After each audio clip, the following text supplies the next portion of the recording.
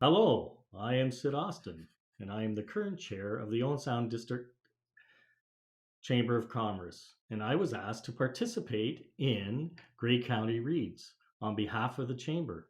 This was an easy decision for me to make, as I have a love for reading, and I can attribute this to the educators throughout my life, in particular, my grade 4 teacher, Mrs. Ellis, who instilled in me the desire to read, to obtain knowledge, and to go on adventures through the act of reading.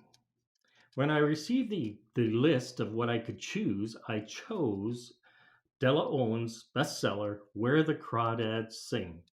And this was a book that I had wanted to read. I was first introduced to Della Owens and the novel Where the Crawdads Sing while engaging in my Sunday ritual of watching CBS's Sunday Morning. This particular morning, they featured an interview with Della Owens and discussed her recent bestseller, and my interest was piqued. The story follows the life of a young girl, Catherine Donnell Clark, and it crisscrosses the course of her life. Through this book, we learn of resilience and survival, but also alienation. The reader is drawn into the hardships of a young abandoned girl left in the hands of an abusive, drunken father in the marshlands of North Carolina. Kyla is forced to fend for herself. She learns from nature and her surrounding habitat. Kyla's story has elements of mystery, romance, unrequited love, and has a twist at the end, which results in a murder trial with a thrilling end. The reader becomes fully engaged in the story and silently roots for Kyla. The book has three main characters that form the base for the plot and the storytelling. The main character I already mentioned, Kyla, Catherine Danielle Clark. We learn early in the novel, above all else, that Kyla is a survivor. She's intelligent, resilient, and creative. Kyla is also a keen observer of her beloved marsh, and from it she learns the instinct of survival governs the natural world.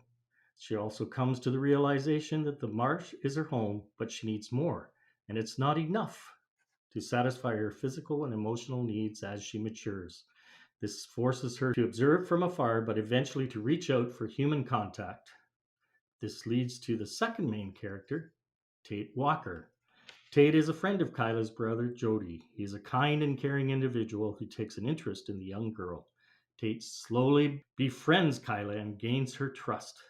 He realizes that she was a bright mind and mentors her, teaching her to read and also encouraging her interest in science and the ecosystem of the marsh. The relationship becomes romantic, but ends when Tate leaves to go off to college with a promise to return to Kyla. Time passes, and Kate does not return to Kyla, and she's left on her own again, once more abandoned and left to the marsh for her solace. Enter the third main character, Chase Andrews. Chase is the son of one of the owners of a main business in town.